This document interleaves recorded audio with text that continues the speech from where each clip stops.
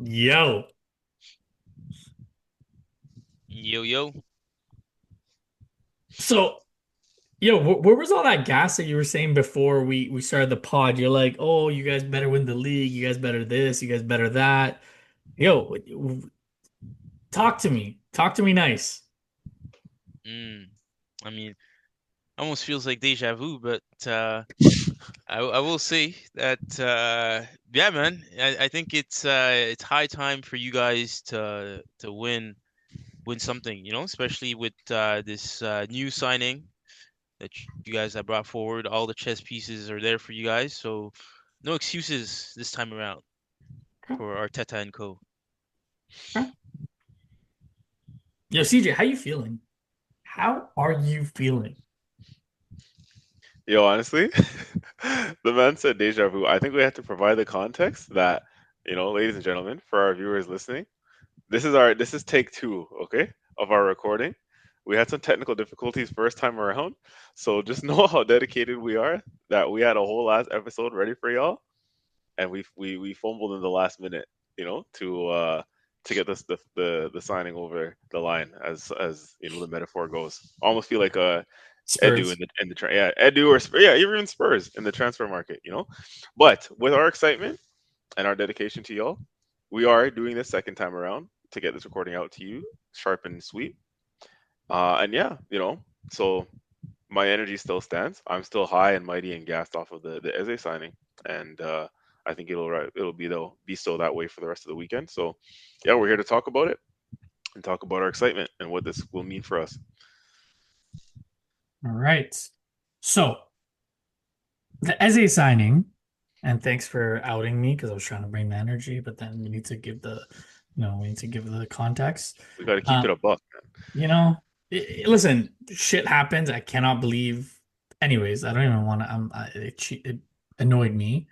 Um, I think the Eze signing does put the pressure, as Laurent we were chatting in uh prior to recording, is the pressure is on Arteta.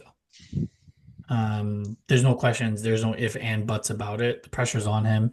CJ and I, we've been adamant that um we've been able to give excuses for him because last year in January when we could have signed a number nine when Saka got injured or another winger, they didn't do it. But now the Cronkies put their money where their mouth is. Andrea Berta came in and he's done a job. He came in and we were all saying like Laurent, you were saying like let's see what he does. And I think he's done a great job. Right, beginning of the transfer window when we were recording in early July, mid-July, you were even saying you're like, well, what's Berta doing? Right? And now he's shown what he's doing. It does come at a cost. Apparently Kai Havertz is going to be out for long term ish, like mid to late October.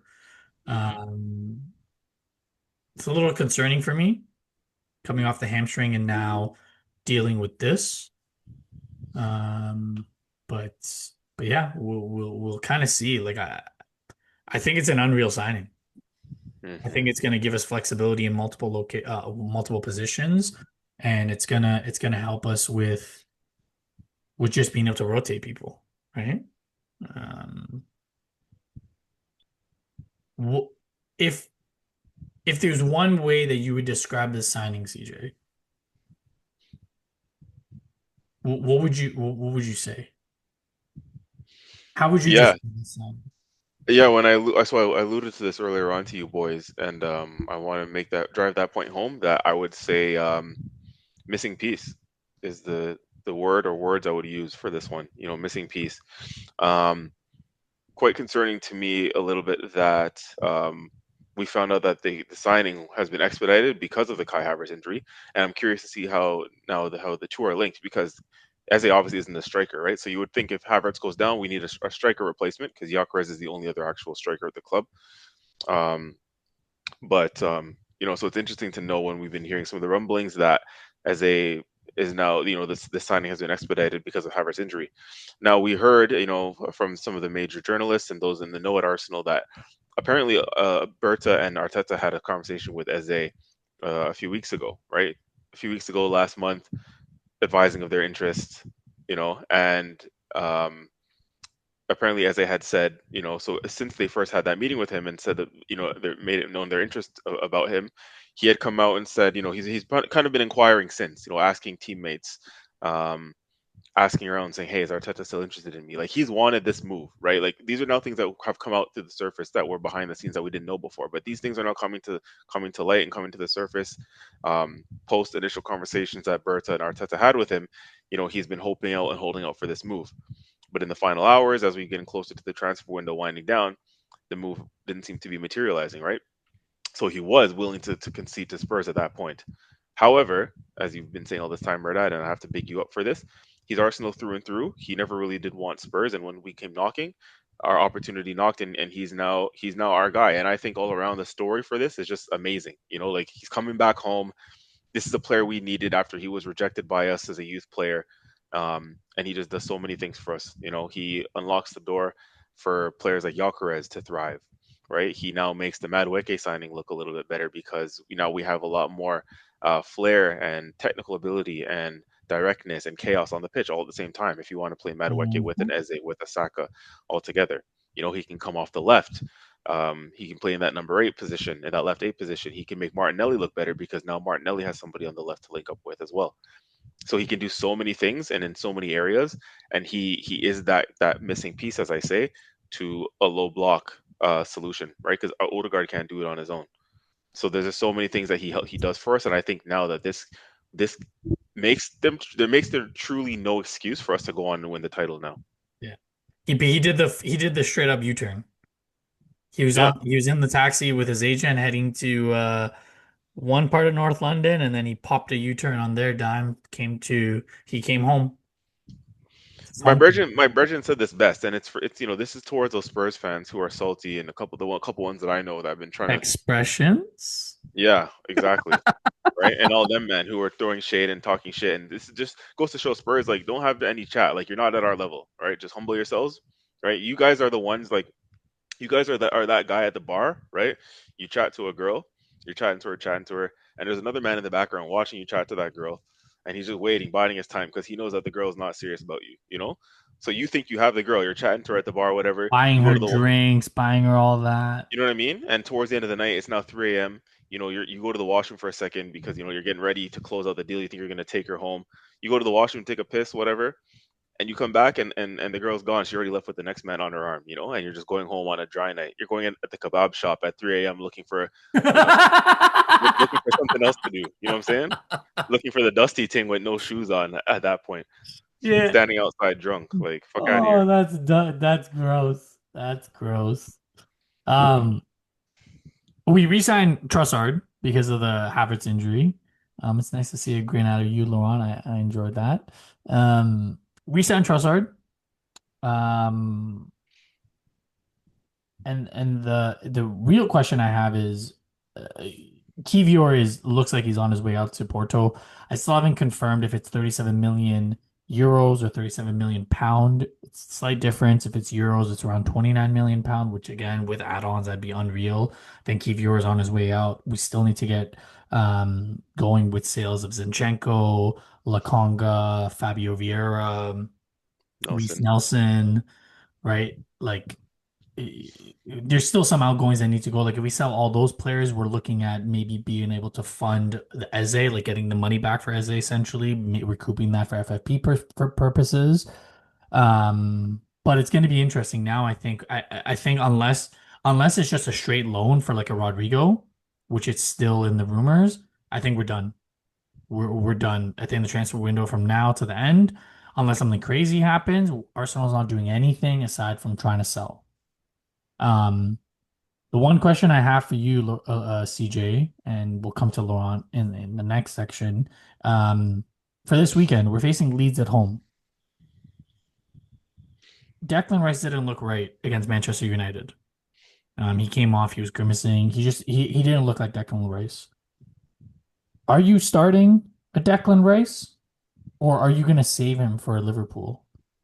Are you going to start with a midfield of Zubamendi, Odegaard, Marino, or dare I say Zubamendi, Odegaard, Wanyeri Mhm. when you're at home? What's your thoughts? Yeah, for me on that one, I would just like to say that, it did come out this week, as we saw in the recent training sessions, the open training sessions at the Emirates Stadium that the players had today or yesterday, whenever it was. Declan Rice did take part, so he was involved in training. How fit is he? We still don't know fully. But I'm hoping that he should be fine because Declan Rice, if anyone is durable in our side, it is him. He's one of the players that can come through most things. That's not to say we need to run him into the ground, Mr. Arteta. But if he is fine and he's fit, we need all the points that we can get. This is the Premier League, and no game is easy. Leeds is not going to be easy. We have a tough schedule to start the season, right? So we need the 3 points. I don't think we can afford to mess around and mess about with that. So if he's fully fit, then you got to start your best players at this time, right? It's the beginning of the season, so no one should be burnt out per se. We're still building up form and fitness, right? If he's not fully fit, this is why we have the squad that we have, right? He's taken 6 years to build this squad, and if we're too deep in every position, um, there's no reason why Mikel Merino shouldn't be able to come in and start this game in the left eight position um, against Leeds at home, right? That's why we have like I said, we're too strong in every position now, and this is what he's worked towards. So Leeds at home, a Mikel Merino in that left eight position should be sufficient. Or if we're struggling late in the game, low blocks, like you said, Ethan Wanyeri. It would be nice if Eze was registered in time for this game, but I don't know if he would be. I don't think he will be. It's kind of tight for timing, but there are options, bottom line, that we could do where you can preserve Declan Rice if he's not fully fit. Okay. Yeah, I wouldn't risk him. Like if you're straight up, I would not risk him. I don't think it's right. I think as good as Leeds are, I think we can get over the line without a Rice. And if you are going to play Rice, I would want to see him get 20 minutes, maybe 30 minutes tops. And I think the rest of the squad should be able to do it. The one last talking point on the training piece before we move on to the games of the weekend. We saw Saka and Madueke change wings. So Saka was playing off the left, Madueke was playing on the right. This is what is crying out for with Martinelli, just to switch it up a bit, right? Get Martinelli having that support of Ben White and Odegaard, right? But what are you gonna do? What are you gonna do? You can't necessarily change it. You can't get that support. So it's going to be interesting. It's going to be interesting what happens. But we definitely need to get onto the sales. We definitely need to start selling players for FFP reasons. I'm happy with the Eze that we finally got it over the line. Doesn't mean that we're going to go in for Anthony Gordon anymore. Rafa Leao, I don't believe. The only player that I can still believe that may happen is a Rodrigo on loan, but we're going to have to face competition from a Man City because Man City looked like they want him, but then they're keeping Savinho, so I don't know. So it's going to be an interesting next couple weeks. But the transfer window, I would say we went from a 6-7 to an 8.5. I think you would agree with me on that. Yep. But I think more so now than ever, it's either the domestic double or one of the big boy trophies, or Arteta's gone. No if, and, or buts, no explanation needed. You're either doing it or you're not. Laurent. There you go. Been quiet. Yeah. Yeah, no. Just listening to your guys' opinion on more so Eze and then now Race. But yeah, no, man, I'm ready for when it's my time to get the spotlight. He's All taking right. in all the notes because come November 29th, he's gonna make sure he knows how we're setting up. Basically. Yeah. Mm. So let's see if they're even in the title race by November 29th. They struggled to break down Palace week 1, and Eze scored, but somehow VAR saved Chelsea. But now, this Friday, tomorrow, or today when you're listening to this, West Ham hosts Chelsea. West Ham got battered by Sunderland, and I called it. I think West Ham's going to be in the relegation battle. Chelsea must win, in my opinion. Graham Potter facing his old team. There's rumors about Wesley Fofana not being happy. Apparently Enzo came out and said that no, he's happy here, blah blah blah blah, but he deleted everything Chelsea related on his socials. So Laurent, give me a quick breakdown. Give me what you think's gonna happen and what you expect out of this. Well, out of this game, I expect nothing but surefire victory. Um, you spoke of how tough Palace was to break down. Honestly, with this game, I think it shouldn't be as hard as breaking down Man United. If we're talking about teams that are harder to break down this year. So Why you gotta yeah, go there, bro? Why you gotta go there? and hopefully our goals as well. I think I'm confident in our team's ability to score from open play. We're So trying who? not to be too reliant on set pieces this year. This Yeah. motherfucker. This guy's trying to So take some digs, bro. Holy. so yeah. To answer your question, the West Ham game 3-0 Chelsea. Up the Chels. Up the Chels. Let's go. It's not really up to Chelsea, it's up the Blues. You don't even know your fucking own team's chance. Wow. I'm not even gonna lie, it is It's up up the to Chelsea. Chels. Yeah. It is up the Nice Chelsea. try though. Nice try. I was willing to give you that one, just I wasn't gonna say anything until CJ said something. But nice try So though. so who's playing your back for? Who do you want your play back for? Because I know you weren't happy with a Ching Pong last week. Um so Kukureya, Kukureya. um Chalaba, Yeah. and then I'd say James. James on the right there. Even I think the other guy, Ito? Gusto. Malo Gusto playing right back and Reece James playing right center back or left center back? No. I'm saying like either or can start for me, but I think James has been in favor, and Yeah. then yeah, Heto there on the as left center back. Yeah, Okay. Well, we'll see. Um, yeah, yeah. You okay. you think West Ham is gonna take it? I I don't suppose. think they're gonna take it, but I think like I'm for our prediction series because I want to make sure that I'm keeping my winning streak going.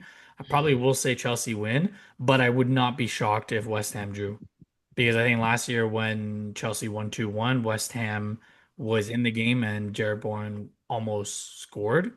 Mm-hmm. But again, as you always say, shoulda, coulda, woulda, almost doesn't count.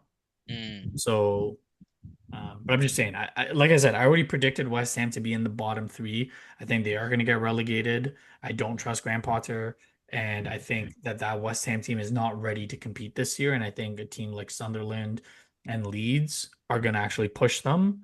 I think Burnley go down, and I think Wolves go down with them. Um, so we'll see. And for your sake, for the Centurion sake that you were saying, I really hope Chelsea get off.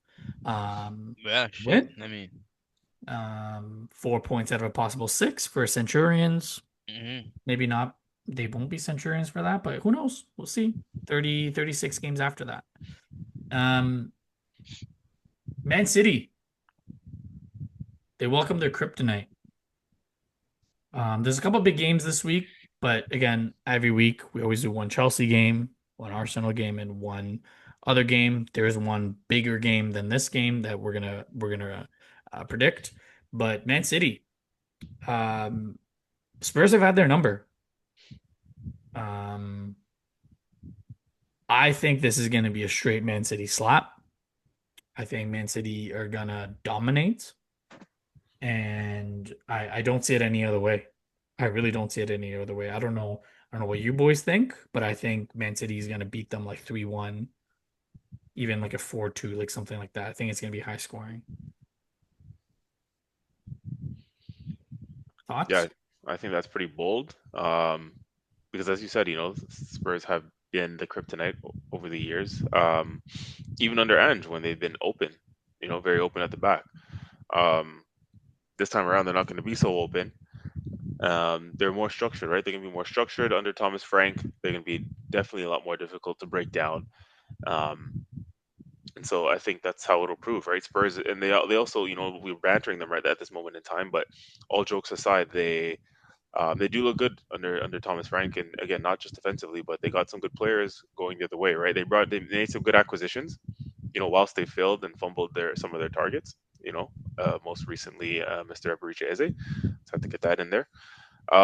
They have made some good acquisitions otherwise. Paulinho on loan. That's one that no one's really talking about a lot, but that's a good pickup. Kudus, obviously, another really good pickup. Those are two players, by the way, Paulinho and Kudus, that I would have taken at Arsenal. To be Hmm. honest with you, Kudos, um, 100%. yeah. And considering we did a Norgard, for them to get Paulinho on loan from Bayern, I think Paulinho is a better player than the Norgard personally. But yeah, I think that's a good pickup as well. So, like I said, those are two players that I would have taken, to be honest with you. So, um, to be honest, over Amadueke and Norgard. But again, Spurs got them, and yeah, good signings for them. It's what they needed, and it's what they do need. They need to bolster their squad. They're in Champions League football this year, so they've got a good side. And but again, that being said, it's just it'll be interesting to see if and how they can contain the juggernaut that is Man City. And I do think Man City will be back this year. In what capacity, I don't know, but yeah, I think that it'll be tough. No, I don't think it's going to be as easy as you may think, Mehrdad, or if I don't think it's going to be a battering. Hmm. It'll be my prediction is like I said, I think earlier to you guys, 2-1. I think City will scrape it, just about. Um, it'll be tough for them, but I think they'll get over the line. But yeah, Spurs will make it difficult. What about you, Laurent? What would you say? What's your analysis of it? Do you think it's going to be a slap, or you think it's going to be close, like what CJ's? Honestly, I can see the game being drawn. If I'm completely honest, even like a 2-2. Wow, I was Yeah, not expecting that. yeah, no, I mean, both teams seems to have the capabilities to score, right? And plus, the Tottenham that we're seeing now, they seem pretty on the ball. Hmm. Apart from that preseason loss to Bayern, right, 4-0. I think no, it seems like it's a different change of tune for them. And on the other end, though, I wouldn't be surprised, obviously, if Man City do come out and like right end up winning. But I think it's should be a draw for me. Yeah. Okay. I Moving had on. Oh, sorry. quickly, I had brought this up to you guys a little bit earlier, and I wanted to just quickly ask you guys again. In terms of Pep Guardiola, is this his last year? Like, do we see the same motivation from him to go again this year? He's been here for a while.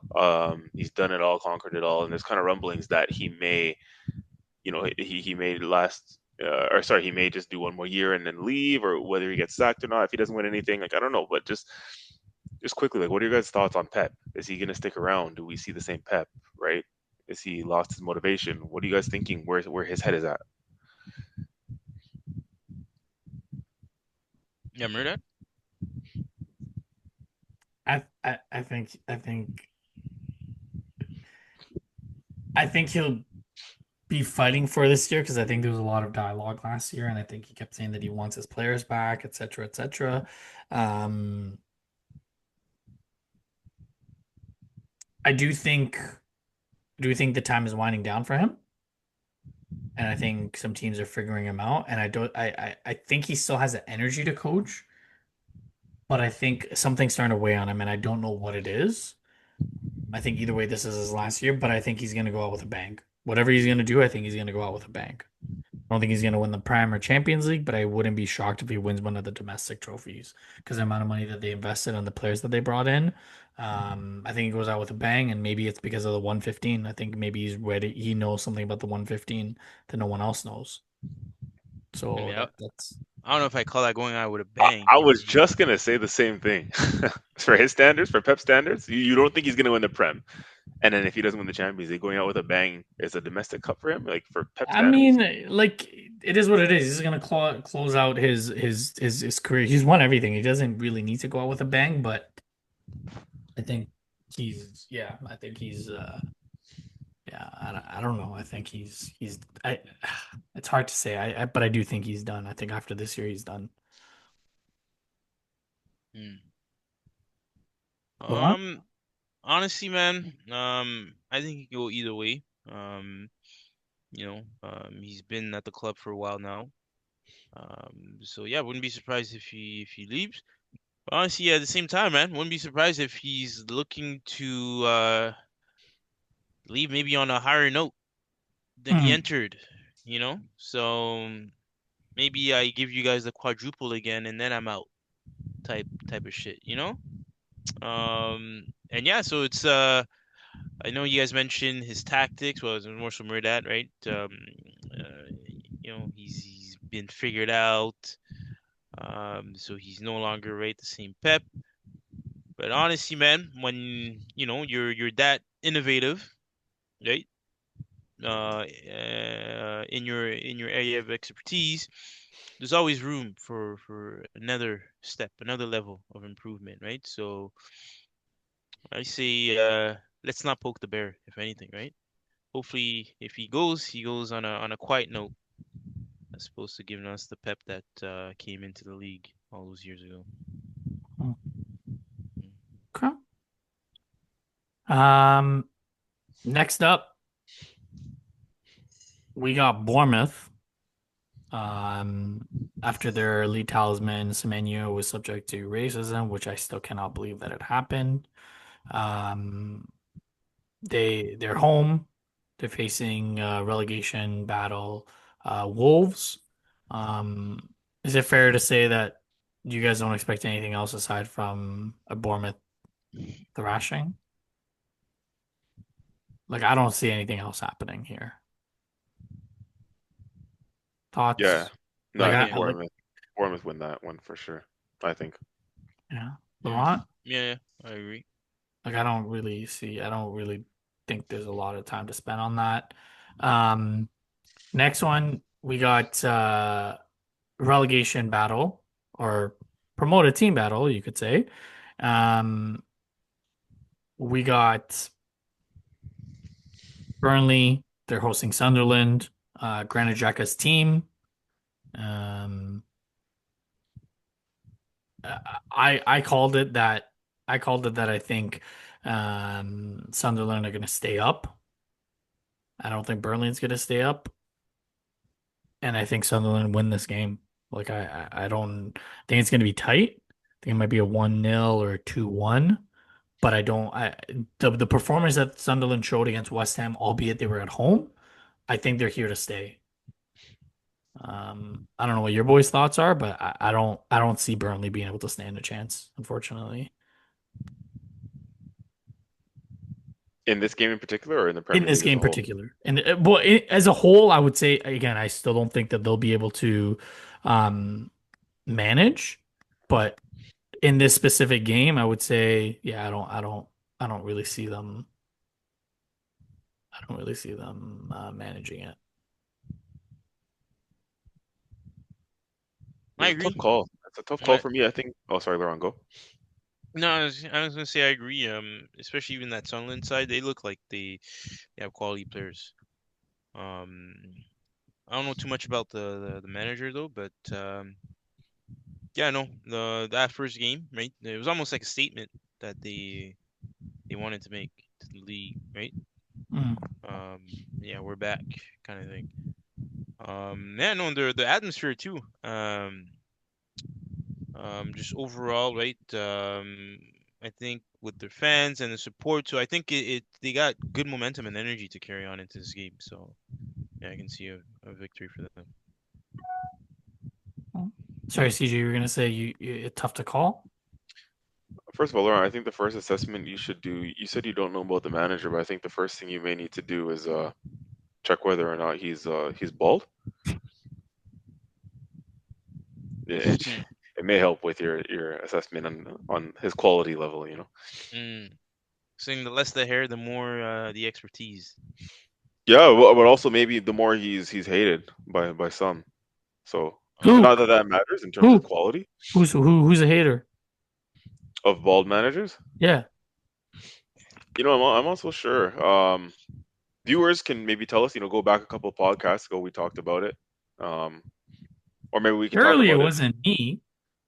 Yeah, yeah. I'm also sure. Yeah, I'm also sure. But it could also be a roundtable discussion at the gatherings resto bar. We can try and figure it out together if we all decide to show up. Uh, But yeah, that one is you know Yo, is this gonna that one. fucking continue? Like, can we just like Anyways, Sunderland. Yeah, I think they're gonna be a wild card, man. Like Sunderland is a real wild card, I think, this year. Because I put them in my prediction to go down, but it took me a while to predict that because I feel like Sunderland, you know, they could stay up. Um, who knows, man? Who knows? They're an unknown quantity. I think they're the biggest unknown quantity in the league this year, in my opinion. Mm. if I speak, I'll be in trouble. Um, Yeah, I'm just neither. surprised. I didn't. That wasn't me, bro. I know. I was like, yeah, I'll put it in every podcast episode going forward. But this time, yo, that was not even me, man. Anyways, let's keep it moving because I'm tired of you two motherfuckers coming at me for that bullshit. Again, like I always said, when you have kids, you'll understand. Um, My Brentford. my kids and I will just gather at the games. Sorry. Brentford, host Villa. Yeah, I'm just gonna keep it moving. Hope you two choke on your saliva while you laugh. Brentford hosts Villa. Ezri Konsa suspended for 3 games for that straight red. Um, Emery looks to get back into the win column. Brentford potentially battling relegation this year without Thomas Frank, without Umbramo. Looks like Johan Wissa is going to be headed to Newcastle because he's deleted everything Brentford related. And Villa is battling FFP, which I don't understand. Like, they already sold not Aaron Ramsey, Jordan. What's his name? Jacob Ramsey. Jacob Ramsey. Sorry, they've sold Jacob Ramsey. Before we got an Eze, apparently Morgan Rogers was linked to us. So we'll see. I do think Villa pull this one out, but it's a weird season for both of them. Very weird season for both of them. Thank you for Palace. reminding me. Oh, By the way, I got to take Konza out of my FPL team. I yeah, got a straight red. Fuck. yeah. Um, Palace. They welcome Forest without an Eze. Mark Gahey, apparently Palace turned down an initial 55 million bid plus add-ons, which would make it 65 if I'm not mistaken, from Liverpool. So we'll see. We'll see what happens because that team looks like it's gonna fall apart, and Oliver Glasner doesn't deserve that because Oliver Glasner is a very good coach. Palace are very lucky to have Oliver Glasner, and they need to do something quick. If they want to keep him, they need to do something quick. This is one of those scenarios where I can see Oliver Glasner resigning and Palace become a relegation team and they get relegated because Oliver Glasner is no joke. His track record is very serious and he's done well wherever he's gone. So it's going to be a huge game. And I don't, unfortunately, I think Forest win. And it's going to be a huge game. I don't know if you guys remember why this game's going to be huge. Forest are the reason why Palace isn't in Europa. They reported them to UEFA. So there's going to be some contentious moments in this game. Both fan bases going at it. I wouldn't be shocked if some of the players go at it. But Palace are going to be battling without their lead talisman, as now he's wearing the Arsenal crest. So, Yes, sir. so we'll see. I wouldn't be shocked, but I think Forest should squeeze this one out. Another big game, like I said, a lot of big games this weekend. Everton, first game at the new stadium. They were always hard to play at Goodison, and now that they're at the new stadium, they're going to host Brighton. Um, Tough loss against Leeds because I don't think that was a red card. Did you guys saw the handball, Tarkovsky? No. His hand was by his side. Laurent, did you see it? Oh no, I didn't. The one that was given as a penalty? Yeah. Yeah, I would suggest you guys go look at Yeah, it because I yeah, don't think that was a pen. But again, yeah. I tough gotta check loss. that. Yeah. But this stadium's gonna be bouncing this weekend, and I think that's what's gonna help them get to an overachieving level, like I predicted this year. Um, So we'll see. And David Moyes has done a very good job in every team that he's gone to. Yeah, he won a trophy with West Ham. So will Grealish start? Dare I say? He had a little bit of a cameo, but I think he needs to start from the beginning and get his legs under him a little bit more and learn how to play with his teammates. So be interesting. Do you guys think it's gonna be a draw? You think Brighton's gonna win? Everton's home at their new stadium. I think I kind of see it being a stalemate, to be honest. Maybe a draw, 1-1. something like that. Yeah, like a 1-1, maybe even a 2-2. No? Laurent, do you see it any other way? Um, honestly, I think I'm gonna give it to Brighton. Wow. Yeah, I think they're gonna edge out somehow. Um, Okay. yeah. Fulham. Fulham, Fulham. After that crazy game, like Arsenal B team, basically. yeah, Arsenal B team. Muniz scored in the 98th minute for them to steal a point from Brighton. Manchester United, tough loss against Arsenal because I do think on the day they were the better team, they just couldn't finish. It's gonna be interesting because I think it's a huge game for Emery. If he gets no points out of the first two possible games, you would expect that he was going into the start of the season being like, okay, if we can get 3 or 4 points out of six, we'll be in success. But I don't have Fulham losing this game, unfortunately. I think they edge it out, um, and I think the pressure is going to be on Emirates. Sorry, you think United edge it out? No, no, no, Fulham edge it out. Fulham. Oh, you think they'll win the game? Yeah. I Oh, think they'll win the really? game 2-1. Yeah, Wow. yeah. I think they edge it out. I think Craven Cottage is not an easy place to go to, and I think Marco Silva has that team ticking. Um, and they always play the bigger teams tough. So I don't see United doing it, unfortunately. They don't have the legs in the midfield. And I think that's where they're gonna struggle all year. They have good players, they just don't have the legs in the midfield to compete. Hmm. Now the other big game that we selected to predict, or I selected, the Isak Derby. Liverpool head to St. James's Park.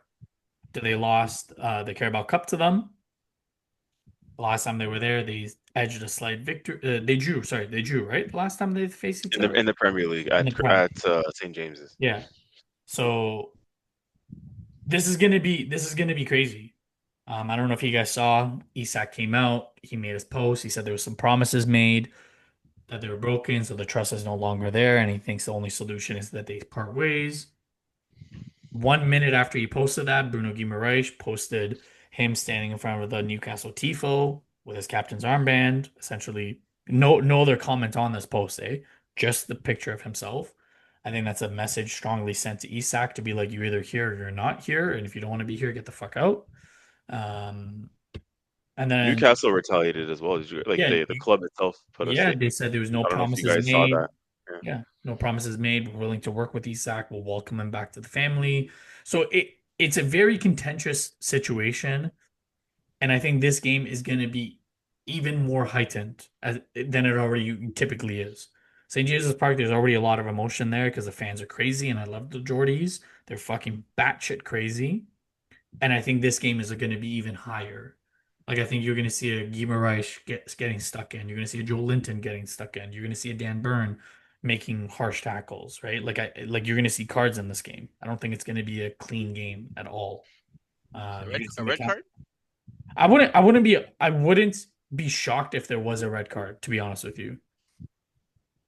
Hmm. Because I think they're going to go at it because the fan bases are going to go at it. I think there's going to be a lot of police presence before the game because they know what the atmosphere is going to be like. Um, so to me, that's why I chose this game as the other game because I know the Spurs game was also a good one to choose, but I thought this game is the game of the weekend. This is the game that everyone's like waiting for. It's Monday night, no other games on. They purposely moved it to a Monday night. I believe they flexed it to Monday. I think it was a Sunday night and they flexed it to a Monday. Oh shit. Um, So I don't know. What's your am I shooting blanks or like do you guys think that this is the game of the weekend? It definitely is. It definitely is. We've been treated to the fact that this game has come so early on in the season. It almost makes you think, man, like this Premier League and these conspiracy theories about is it rigged, is it not rigged? Because whilst this transfer saga is going on, you know, of course, while the transfer saga is going on, we have Newcastle, Liverpool so early on in the season. You see what I'm saying? Like it almost conveniently at the same time, like, just for the sake of the narratives. Kind of similar to how United and Arsenal played each other first game of the season, right? And that narrative of the strikers and um. So, anyways, that's just sometimes these things are too much of a coincidence. But I don't know. That's just my conspiracy theory head talking. But um, yeah, man, this is definitely without a question the biggest game of the weekend. It's going to be super fiery, most definitely. Um, and yeah, I think definitely, the fans are going to fuel that onto the Newcastle players. The players are going to bring that onto the pitch as they usually do under normal circumstances, right? On a normal basis, Newcastle is that kind of club, anyways. They're emotionally driven by their fans, behind their fans. Arsenal have seen that with some Mhm. dirty play and some tactics that Newcastle have used in the past on us. So they'll definitely try to do that to rile up the Liverpool players as well. And the Liverpool players and the team are going to feel the atmosphere for real. And they're going to feel the occasion, right? Everyone surrounded by both clubs at this moment are going to go into the game knowing what's going on off the pitch, right? With all the exact stuff, they're not stupid. No one's naive, so everyone knows what's going on. Liverpool's going to be well prepped and well versed in knowing what Newcastle are going to bring. They're going to want to try and prove a point, like I said, fueled by their fans, Mhm. right? They're going to so Newcastle's going to try and prove a point. Um, However, when we get into our predictions, I do think Liverpool in the end will have a little bit too much. I think for Newcastle, they don't even have a recognized striker properly. I think without Isak, like last game in Newcastle's first game against Villa, Gordon played up top. No, like who played in the number 9 position? Yeah, it was Gordon. It It was was Gordon, Gordon. Yeah. right? So that's not even an out and out striker.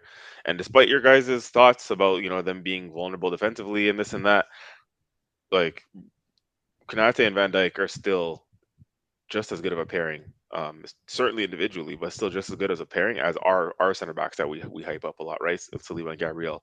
So I know, like I said, I know you guys think that they're shaky defensively, but with Konate and Van Dijk there, there's always you always got a chance, right? We're talking about the captain, right? And Van Dijk, who's been there, done that. He'll know how to help Liverpool through it. And they have too much quality in the other way going forward, I think. As I always say, and I said it last week when they played Bournemouth, Liverpool just has too much quality going forward. And I think that will prevail in the end. I think it'll be hard for Newcastle to break Liverpool down, I think, and that's why I do see Liverpool winning because again, they already have a good center backs, right? Liverpool, they have a good goalkeeper, um, Yeah, but not and if so not and sorry to cut you off, but not if Arne Slot comes in and takes off Kirkez and Frimpong. I well, here's the thing: feel Frimpong is actually injured till Yeah. till September. So if anything, that may work in Liverpool's favor because that's less of a defensive liability, right? I think they'll have their young boy Bradley in, who's proven to be pretty quality, right? That white boy at right back. I think it's Bradley is his name. If not him, it'll Connor probably Bradley. be Connor Bradley. He is a quality player and he's a good defender. We seen him lock down Real Madrid last year when they came to England, right in the Champions League. So, and if not him, he's just returning from injury as well. But if not him, it'll be Joe Gomez probably. But so they'll have a little bit more defensive presence. And then, like I said, going the other way, I think they'll have too much quality in attack. And once the game settles down, right, Newcastle's emotions, the players kind of calm down and the fans calm down, right? Because at some point, Liverpool will have momentum in the game and they'll carry a stint where they're on top, and I think they'll make that count and they'll capitalize. And then I think at that point, Liverpool may go on to edge the game. It's still going to be tight, I think, but I think again, champions, former champions of last year, been there, done that. I think they'll just have enough to get over the line in the end, in my opinion. And the lack of a striker for Newcastle will be the telling thing because we saw them draw a blank last week at Villa, right? And that was when Villa was down to 10 men. That was quite early on in the game. They still couldn't find a way through. So yeah, that's why I think Liverpool might just edge it out still, to be honest. Laurent? Yeah, no, I agree.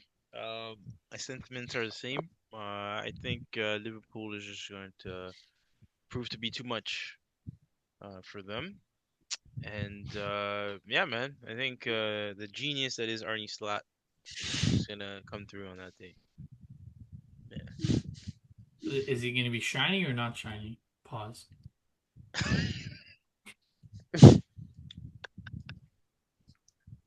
Damn. How you even answer that question? You're damned if you do, you're damned if you don't. I think. Oh man, that's serious. Oh fuck. All right. Just quickly before we wrap things up, prediction series. CJ and I both scored one because we got the Arsenal game correct. Laurent, big old goose egg, big old fat old goose egg. Um, Arsenal leads. Can I go on a limb and say we all agree that Arsenal's gonna win? Laurent, shake your head, please. Bro, don't fucking say you think Leeds? Bro, Yeah, Arsenal. okay. I was gonna knock some sense into you. West Ham, Chelsea. Can we all agree that it's a draw?